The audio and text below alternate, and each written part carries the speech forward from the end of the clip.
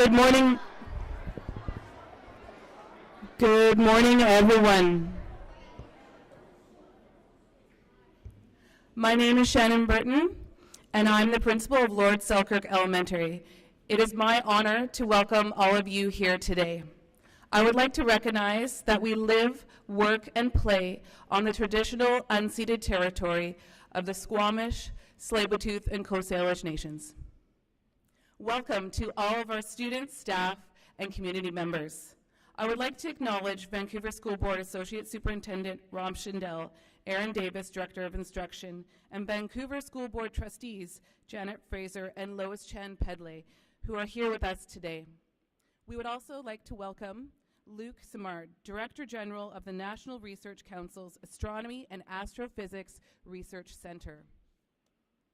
Welcome to Joshua Kutrick, an astronaut with the Canadian Space Agency, who is our special guest. Thank you to all these honored guests for joining us and supporting this exciting educational experience for our students and community. Finally, welcome to everyone who is joining us online.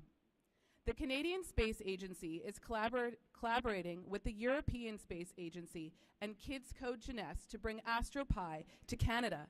We are fortunate to have the Canadian Space Agency and Kids Code Jeunesse with us today.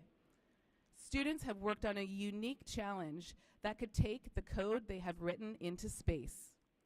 This project has allowed students to engage in innovative learning, providing them with an opportunity to connect technology to real-life experiences.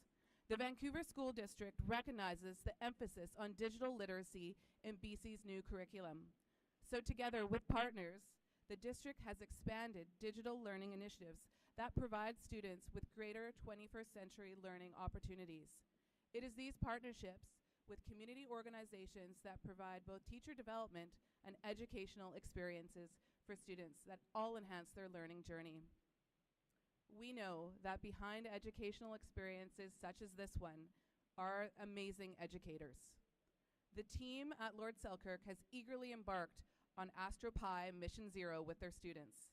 Thank you to teacher librarian, Madame Astrid, Mr. Dominic, the vice principal, and the Selkirk teachers, Mr. Hofflin, Mr. Cho, Madame Michelle, Madame Cynthia, Ms. Kushnerek, and Ms. Chan, and Ms. Smith, and Mrs. Smith.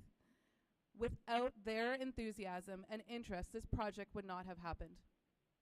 Shortly, we will have a chance to get the first live connection in British Columbia with Canadian Space Agency astronaut David Saint Jacques.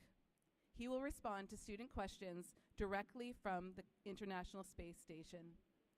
Without further ado, please welcome Ms. Indra Kubachek, Chief Operating Officer and Chief Financial Officer at Kids Code Jeunesse.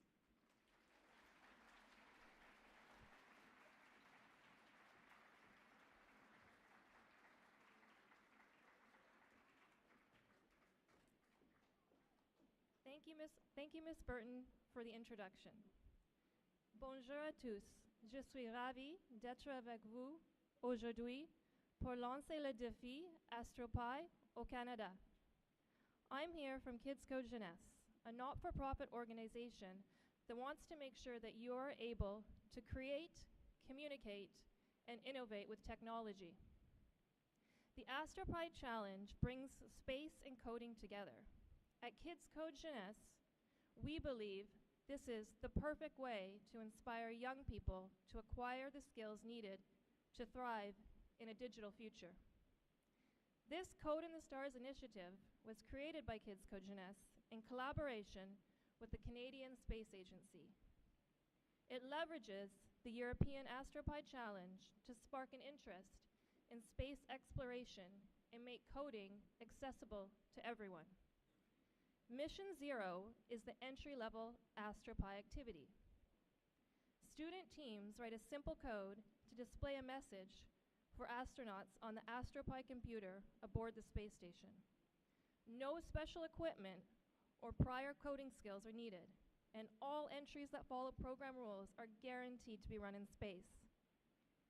European astronaut Alexander Gerst started this year's competition, and Canadian astronaut David Saint Jacques will continue the good work of Alex for Astro Pi on board the space station. International collaboration provides opportunities for countries like Canada to participate in these awe-inspiring programs. With this hands-on activity, young Canadians like you have the opportunity to learn coding and other digital skills. And just imagine your code will run in space while Canadian Space Agency astronaut David Saint Jacques is up there. By learning to code, you'll be able to build and create all sorts of cool things. You might even build the next Fortnite or Instagram. I'd like to finish by giving a huge thank you to both the staff and students of Lord Selkirk Elementary for taking part in this activity with us. It is evident that so much passion and energy has gone into making today possible. And I would now like to invite Madame Astrid to tell us a bit more about our unplugged activity. Merci beaucoup. Thank you.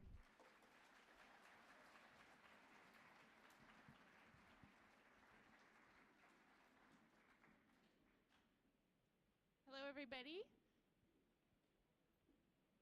I am excited to invite Ms. Smith and Division 11 to come up to the front.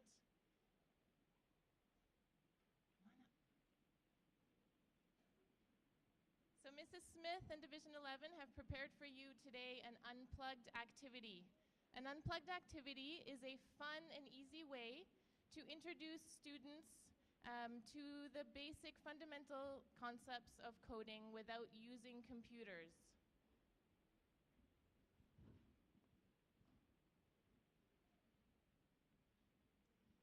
It teaches them how to take big problems and break them down into smaller steps.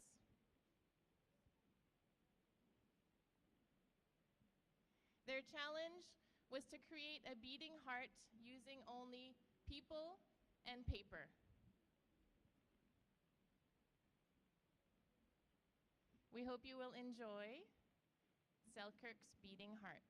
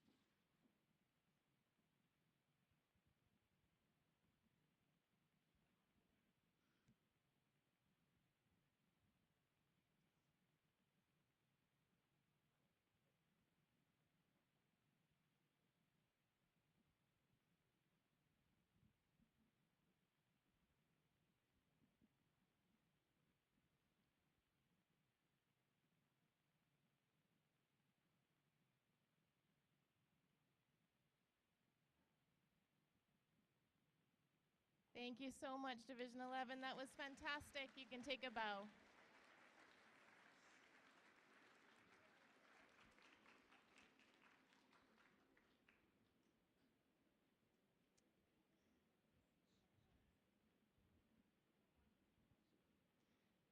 And now it gives me great pleasure to introduce you to Joshua Kutrick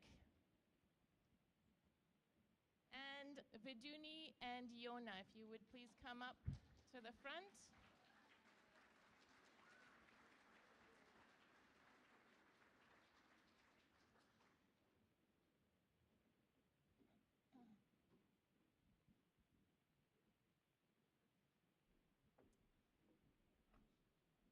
Test pilot and fighter pilot Joshua Kutrick has flown over 25 aircrafts. He was recruited by the Canadian Space Agency in 2017 and is taking a short break today to spend some time at this event with us. We are thrilled to have you today, Joshua. Thrilled to be here. Thank you.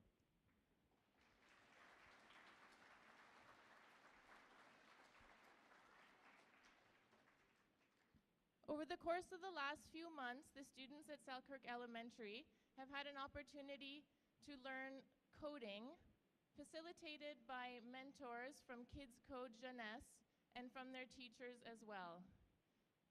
We wouldn't have been able to do this without the help of all our mentors from Kids Code Jeunesse, Mavis, Yasmin, Sam, Abderrahmane, Pranav, Leo, and even volunteers from Van Tech Secondary School, Hugh.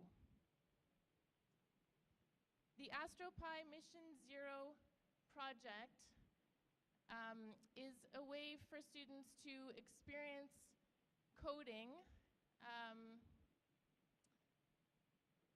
and they have been given a mission to brighten the daily routine of astronauts on the ISS. Although over 130 students participated in this project, you can see them all with blue shirts today, and they've all created fantastic projects that they can all be proud of and that will be sent up to the ISS. We have chosen 2 students today to talk about their project.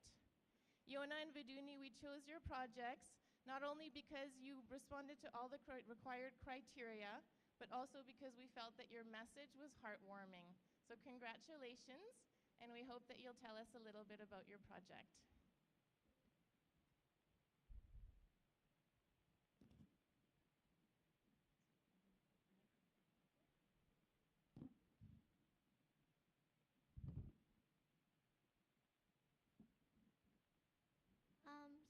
Hi, my name's Viduni.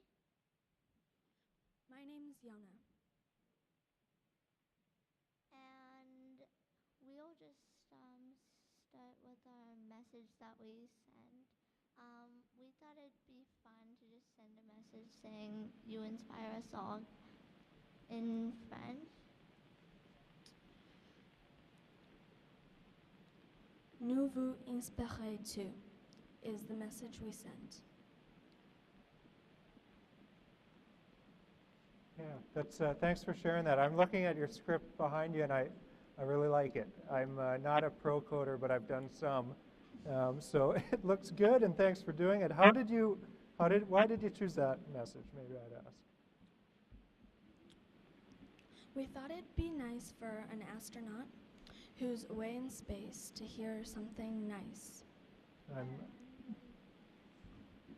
And we thought that maybe we want him to know that we're really proud of him. His whole nation is proud of him, and that he's showing the younger generation that we can accomplish so many things, even if they're so far away. Yeah, I think you're right. Thank you. And I know David quite well. We're going to talk to him here in a few minutes, but he'd be thrilled and heartwarmed to say that. So thanks for saying it. Are we going to?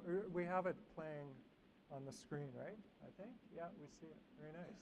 I think that this is by the way, just to talk a little bit about coding, I think it's an awesome program.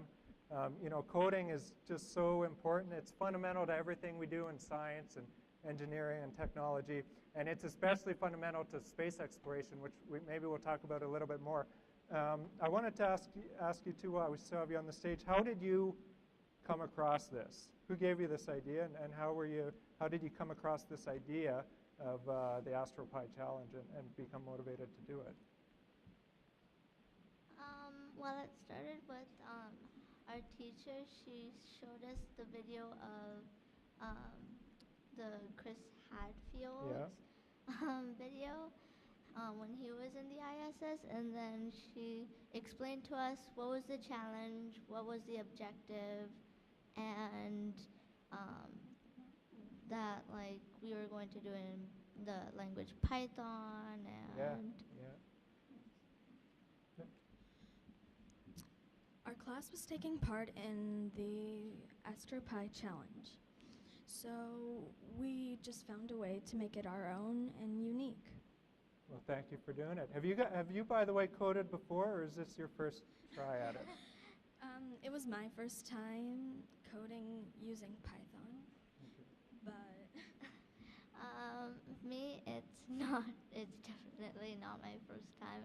I've made websites, games, apps. That's amazing. And I participated in a robotics competition in grade 3, and I was able to get 3rd place on the international level. Holy wow.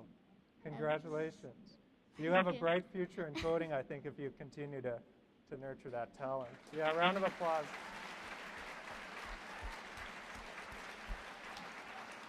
Thank you, Viduni and Jonah, for sharing with us this morning.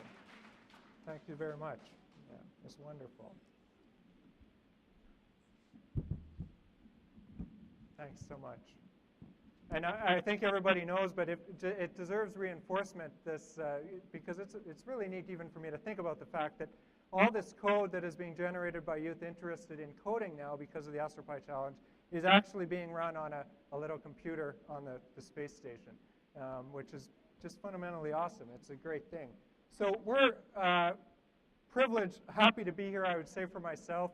I'm happy anytime I get to be in a room of people who are excited about science and technology and coding. And so I would say thank you for your interest and thank you for being here. I'm just going to talk for a few quick minutes. Basically, we're filling. So I think that you know what's going on this morning. We're going to talk to my colleague, friend, and Canadian Space Agency astronaut David Saint Jacques via downlink direct through mission control in Houston to us. And we're going to do that in a few minutes. I wanted to introduce you to some of the others who work with us down in Houston. I came in last night from Houston. I live and work at the Johnson Space Center training for spaceflight. I've been training for a year and a half, and I got a lot further to go. People train, as a matter of fact, for between, it can be as many as 5 years for a specific mission. So it's a very long road.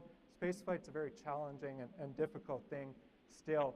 In this picture, you see me, you see other Canadian Space Agency astronauts, Jenny Seide, Gibbons, and Jeremy Hansen. We're doing some microgravity training here. We're in an airplane that uses aggressive flight profiles as it goes up and down like a roller coaster to expose us to microgravity at different intervals so that we can prepare and practice operating in that environment.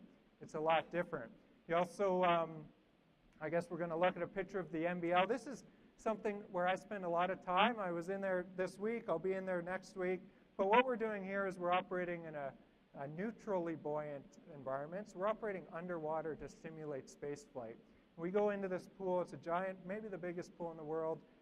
It has a whole bunch of the space station inside it. And we run through technical procedures in there for up to 6 or 7 hours. So I just want to throw some of that out there in terms of what we do when we're not up here talking to you people. Let's go to this. I'm getting messaging. We're going to hopefully have David on the line here in about 2 minutes. But real quick before we do, I was going to show you how David got to space. He's been there for about 2 months now. And this is what he launched on. So this is a Soyuz rocket in Baikonur, Kazakhstan. I was fortunate enough to be there to see him off. And I tell you, it's just a wonderful experience to actually see this rocket work. You get to be with David during the day. The 3 crew go out to that rocket. They climb to the top of it. They sit, just 3 little tiny humans on the end of this absolutely magnificent, awe-inspiring piece of technology. And then everybody else leaves. And we walk over a mile away. And then one person with a very important job hits the go button and it lights. And I've seen lots of rocket launches on video, but when you see this in person, it gives you a whole new appreciation for space flight and for still how difficult and I would say risky and dangerous, but vitally important human exploration of space is. We launched David, we saw him go off. We actually saw him at night about 90 minutes later as he came back over Baikonur in his Soyuz, and by that time he was close to approaching this. This, you would all recognize, the International Space Station. It's maybe the most complex piece of technology ever built by humankind. I study it on a daily basis, so I can testify to its complexity. It's a crown achievement of our species, and it's just absolutely wonderful the kind of work we're doing on it. It's absolutely wonderful that as our small little country of Canada, we're playing such an important role in it. So that's some where I live and work. And right away, we're going to get the phone link set up to the space station. This is Houston. Are you ready for the event? Houston, this is station. I am ready. Houston, this is station. I am ready. Canadian Space Agency, this is Mission Control Houston. Please Canadian Space Agency, this is Mission Control Houston. Please call station for voice check. Good morning, station. This is Canadian Space Agency astronaut Joshua Kutrick here in Vancouver. Hello, David. How do you hear us?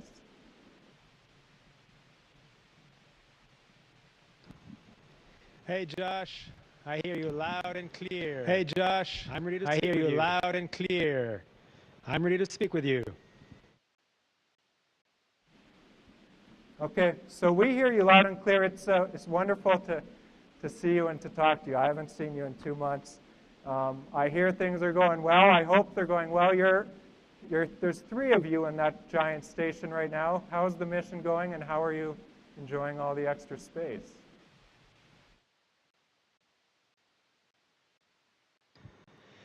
Yeah, it's a busy time, of course, because we have to take care of this big station. There's only 3 of us, but that means that we can do things our own way. So there's some nice aspects to it.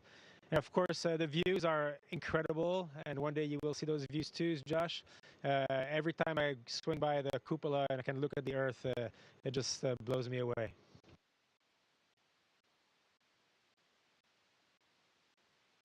Okay. Well, we're very fortunate to have you on the line. Thank you for taking the time, David. And I think we'll cut straight to the program. So you know what we're doing. We're launching the Astro Pi Challenge here in Canada, the coding challenge for young people in different countries of the world, including ours.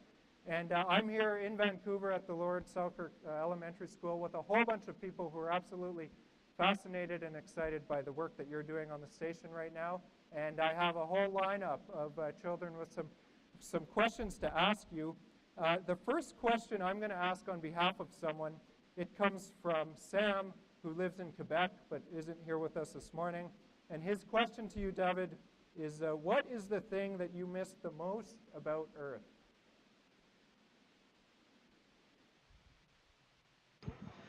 Well, it's the people that I love that I had to leave behind, of course, that I miss. Everything is amazing here, but you know, every day I miss my family, I miss my friends, and I will see them again, and I will have nice stories for them. But if I wish I could bring them here. I will have nice stories for them, but if I wish I could bring them here.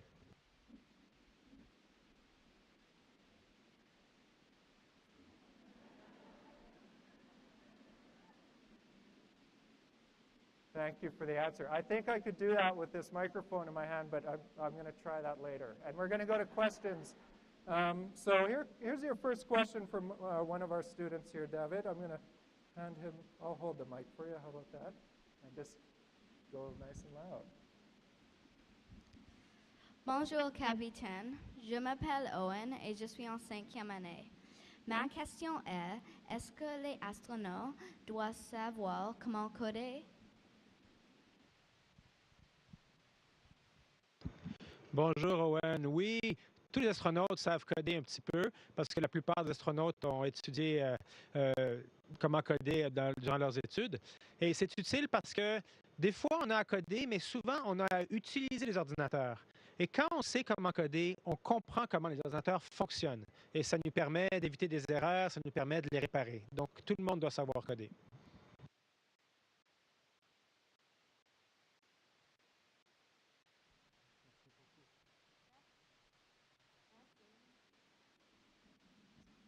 Merci.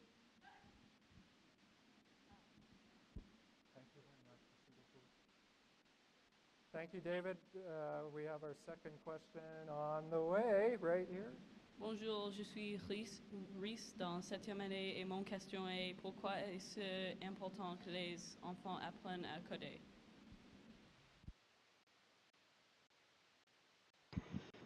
Question importante, Rhys. Tu sais, les ordinateurs sont déjà partout dans notre vie, même dans nos téléphones maintenant, bientôt dans nos réfrigérateurs. Vous, votre génération, tout va avoir un ordinateur à l'intérieur et c'est très important de bien comprendre comment ça fonctionne pour être le maître de toutes ces machines. Et aussi, coder, ça apprend la pensée analytique et ça apprend aussi le travail d'équipe parce que c'est toujours fait en équipe, des machines compliquées comme ça. Donc, je pense que c'est important pour les jeunes d'apprendre à coder, d'apprendre comment fonctionnent les ordinateurs pour être confortable avec eux parce qu'ils font partie de notre vie. Surtout maintenant, avec le développement d'intelligence artificielle, ça va être de plus en plus important dans notre vie, tout ce qui est informatique.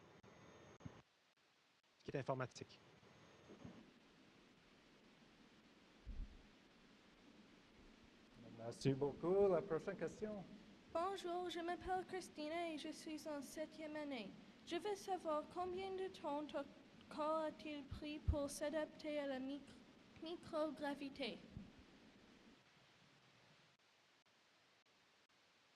Christina, ça m'a pris quelques semaines avant d'être vraiment à l'aise. Au début, j'avais la tête un peu gonflée parce que le sang monte à la tête. C'est comme si tu t'accroches comme ça au plafond, à l'envers. Moi, ici, dans l'espace, ça ne fait pas de différence. Mais quand je suis arrivé, ça faisait une différence et j'étais toujours congestionné. Mais maintenant, je suis complètement adapté. Je peux être dans tous les sens. Ça ne me fait rien. Puis j'ai appris à ne pas aussi échapper les objets. Au début, c'est facile. Je prends mon micro puis je veux faire quelque chose ici, je peux le flotter, mais ça, je risque de le perdre parce qu'il va s'envoler. Alors, il faut toujours attacher les choses, il faut toujours les mettre avec un velcro ou un élastique. Ça aussi, on s'habitue. Donc, on s'habitue physiquement, puis on s'habitue aussi mentalement.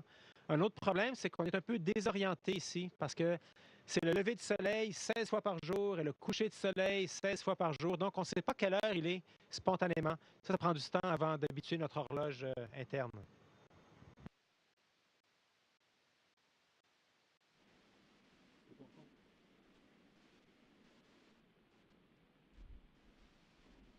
Closer.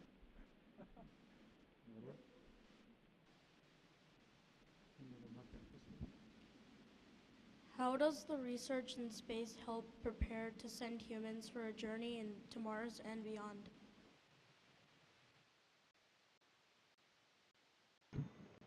The research we do here is mainly about how does our body adapt to live in space and live in microgravity and live in the environment of space. And that way we can be ready to go further. Here, it's a bit as if we were camping in our backyard. We're not very far from Earth. We can see Earth very easily. But when we are ready, then we will go to a real mountain. So in our case, we're going to Mars when we're ready to leave Earth. Because when we go to Mars, we'll need to be going for several years. Right now, we're not ready to do that because all the machines that are around us that keep me alive here, keep the air, keep the water, keep the... so often they break and we need to fix them and we need to have stuff that's very, very reliable. So we do a lot of research on technology to keep people alive, a lot of research on technology to cure diseases that happen to astronauts on orbit that also helps us on Earth, and also a lot of research on the energy we need to go to Mars.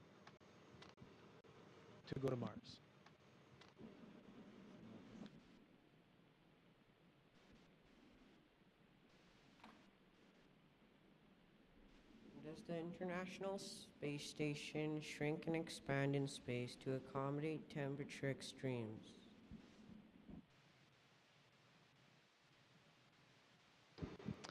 Very good question. Yeah, as you know, the part of station that's in the sunshine gets very, very warm, and the part that's in the shadow gets very, very cold, and that changes all the time. So, but the engineers who designed the space station were very smart, and they use special materials and combinations of material for which it doesn't matter these big changes of temperature. And thanks to that, station does not deform much, but it was a very important factor in the design of the space station.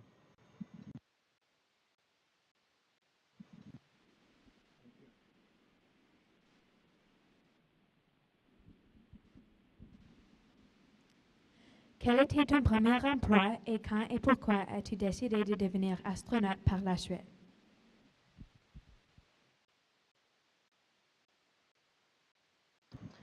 Moi, j'ai eu beaucoup d'emplois. J'ai commencé, j'étais ingénieur comme mon père et mon grand-père. Après, j'ai travaillé comme astronome dans une université et dans les observatoires. Puis après, je suis retourné à l'université et je suis devenu médecin. J'ai travaillé comme médecin de famille dans le Grand Nord du Canada, du Québec même, dans un petit village inuit. Et c'est là que je travaillais quand j'ai entendu parler qu'on recrutait des astronautes. Et j'ai décidé d'essayer de devenir astronaute parce que c'était un vieux rêve de quand j'étais enfant. Quand j'étais petit garçon, je regardais les images de la Terre vue de l'espace et je trouvais ça tellement beau. Ça m'a toujours beaucoup ému et ça m'a toujours convaincu que c'était ce qu'il fallait faire dans la vie pour moi, c'était étudier, explorer, être un explorateur et comprendre le plus possible les choses autour de moi.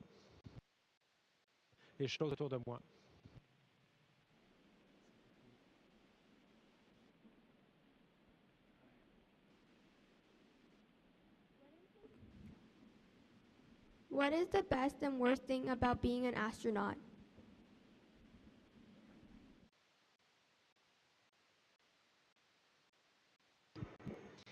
The best and worst thing? Well, the best thing about being an astronaut is that you're in space, so you can float and do anything you want.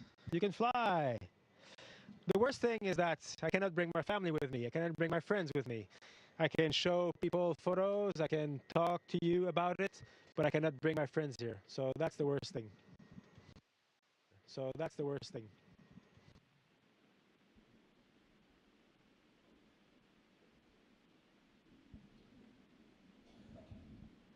Bonjour David, c'est Indra de Kids Code Jeunesse. C'est super pour nous de travailler ensemble avec vous. Et j'ai une question pour vous. Pourquoi est-il important pour les enfants de participer à un programme comme Astro Pi?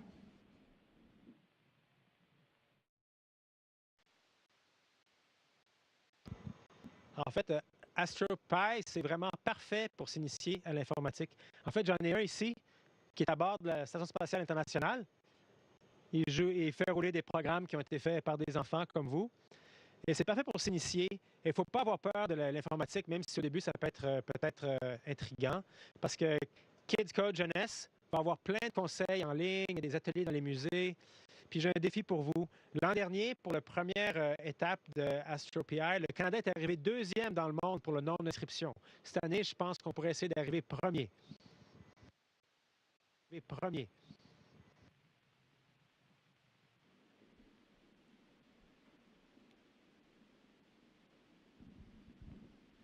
Hi, my name is Joyce, and I'm asking a question on behalf of Zeal from Manitoba.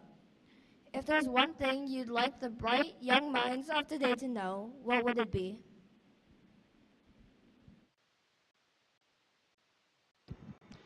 That's a great question. What I would like every child to know is that the future, our future, is in your heads. You are our most valuable resource. You are our hope and our future. It's all in, our future is in the minds of young people. It's their ideas and what they want to do with their own life and with the world we live in. Right now, maybe you feel very small and you don't know much, don't know what to do, but trust me, you are the future. And the future is whatever you want it to be.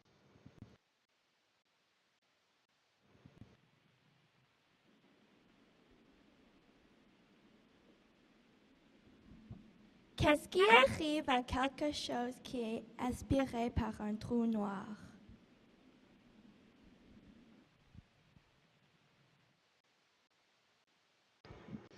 Wow, ça c'est épeurant, hein?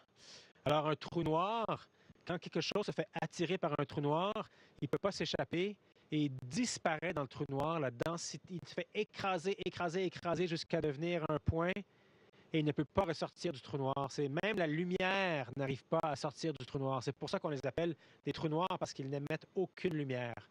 Donc si quelque chose disparaît dans un trou noir, il est parti, disparu. Disparu.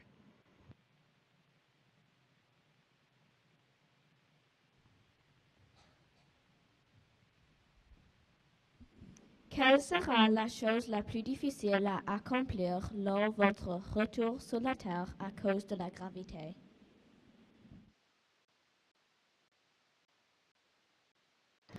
Je pense que mon plus gros défi d'abord, le plus important, c'est de réapprendre à marcher.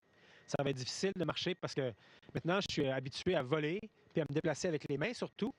Des fois, je transporte des choses avec mes pieds, mais je me déplace avec les mains. Arrivé sur Terre, il va falloir que je réapprenne à marcher sans tomber, sans être malade, en tournant la tête. Ça va être le plus important pour moi. Après ça, il va falloir que je réapprenne à utiliser les objets. Je ne peux pas juste les laisser flotter comme ça. Il faut que je les dépose sur une table si je ne veux pas m'en servir. Ça, beaucoup d'astronautes font des erreurs comme ça quand ils reviennent et ils échappent tout. Alors, je vais essayer de ne pas trop faire de gaffe.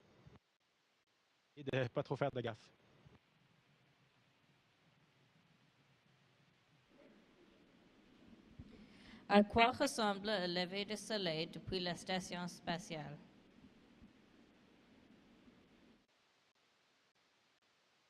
C'est très beau, en fait, parce que imagine ça, on est dans la nuit complète, il fait complètement noir. on peut voir la Terre, on voit peut-être quelques petites lumières de ville. Et puis là, à l'horizon, on commence à voir une ligne bleue. La ligne bleue de l'atmosphère, elle devient de plus en plus brillante. Et là, il y a une ligne rouge qui s'avance au milieu, une ligne orange, jaune. Et là, pouf, le soleil apparaît, mais c'est très, très rapide. C'est comme si une lumière venait de s'allumer. C'est beaucoup plus rapide qu'un lever de soleil sur Terre. Peut-être que sur Terre, ça peut prendre 1 minute que le soleil sort de l'horizon. Il y a des belles couleurs oranges. Ici, dans l'espace, ça prend quelques secondes. On passe de la nuit complète. Pendant 2 secondes, tout est orange. Et après, pouf, il fait très clair. Et ce qui est le plus bizarre, c'est que même en plein jour, avec le soleil qui est sorti, qui est dans le ciel est noir. Le ciel est noir.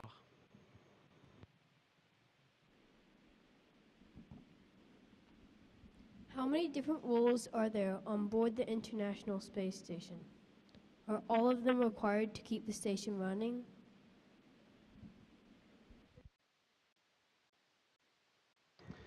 Oh, yes. Well, so the way the space station works, everybody is trained to do everything. So we can all operate the equipment around us. We can all put the spacesuit on and do a spacewalk. We can all operate Canadarm to maybe catch a free-flying cargo vehicle or make a repair outside station. But there's always one commander.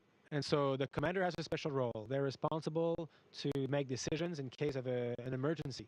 And there's also the Soyuz, the spacecraft commanders for the Soyuz capsule that brought us to space station. That's another role. So all these roles are very essential, but mostly we're all trained for many years, so we'll be interchangeable and everybody can do pretty much everything. That's what's fun about being here.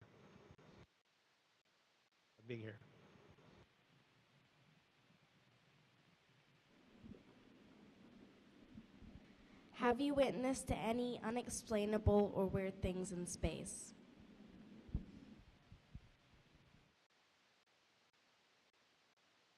Well, often I lose things, and then I don't know where they are, and I look for them, and I look for them, and they always appear in the same place. They always appear in an inlet of the air circulation system. I know why, of course, because the air in station is always cleaned, so it's in the air here. It gets sucked into a cleaning system and then pushed back in.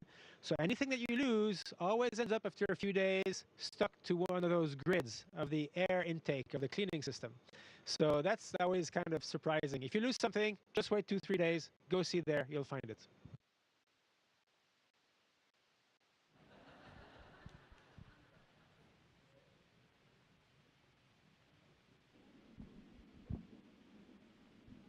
Hi, I'm Lori, and I'll be asking this question on behalf of Elizabeth from Saskatchewan. How do you store food?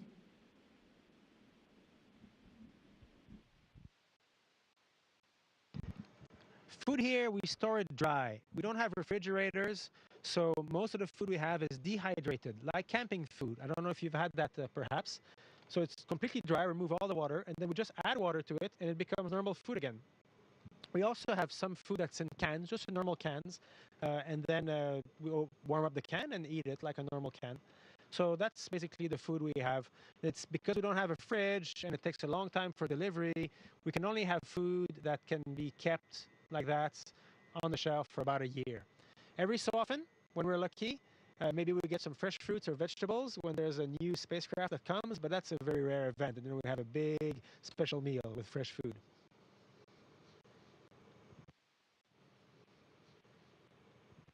Okay, so I think, do we have time for one more? One more question. It's your lucky day. Bonjour, mon nom est Matthew et je pose cette question au nom d'Oliver du Québec. Comment fait-on pour se laver et laver la ligne dans l'espace?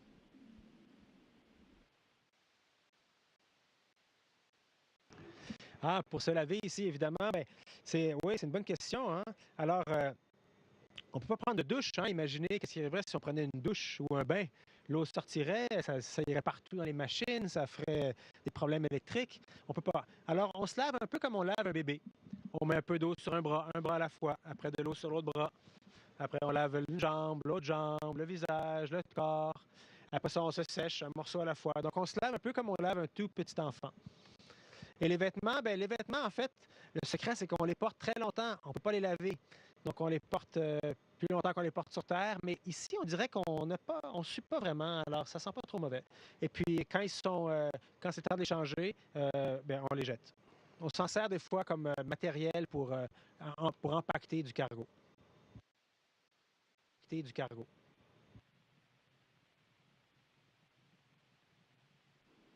Okay, merci beaucoup, David. On behalf of everyone, I think that's all the time we have for the link now, so we're going to bid adieu and say goodbye.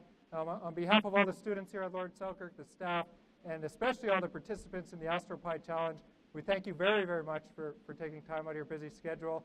Wish you all the success and a good mission for the rest of your remaining 4 or 5 months in orbit. It's a pleasure to talk to you.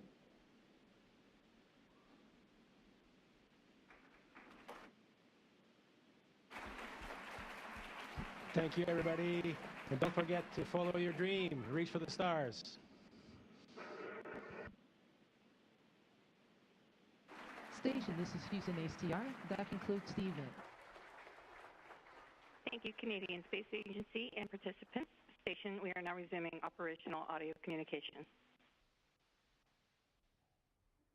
Okay, so I think that just about ends it. If you're curious about what that was, that's the Mission Control Center in Houston, which is where I normally live and work. And they talk to this thing, but it's a lot more complicated than that. So you guys are really lucky that you were able to talk to this spaceship today. Just as a closeout here, if you ever think about it, this thing's going around the Earth like every 90 minutes. And we need to maintain a direct link to it. We need to be able to see it. Of course, that's impossible to do from this school. So there's a lot that goes into a call like this. There's actually a whole array of satellites that are being used here. They're circling the Earth.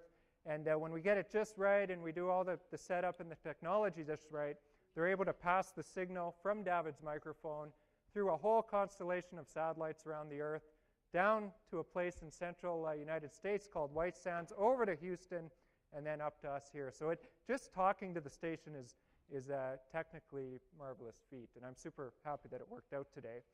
I think that's going to bring the Q&A portion of this to an end. I'd reiterate once more, I want to say thank you very much to everyone here who made this possible, the staff and the students at Lord Selkirk, Kids Coding Jeunesse especially, and as I said before, all the participants in the Astro Pi Challenge. It's motivating for me to see your interest in coding and technology, and whatever your interests are, I just hope that you maintain this same level of interest and passion as you go forward in your lives. The future is very bright, and as David says, you are the future. So thank you to everyone. If you'd like to know more about what we do, if you'd like to see more of David in space, or if you'd like more information on Astro Pi, you can visit us. We're all over social media, Instagram, Twitter, or the Canadian Space Agency website as well. Thank you very much, everyone. Thanks.